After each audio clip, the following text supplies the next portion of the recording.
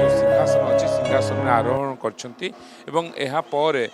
जे राजगुरु थिले तांकर जे अन्यान्य जो पंडित माने थिले से माने पुष्पमाल्य प्रथमे प्रदान करथिले। आज पुष्याभिषेक नीति राजा नगर रे ये पुष्याभिषेक नीति गजपति महाराजा अनुष्ठित होउची।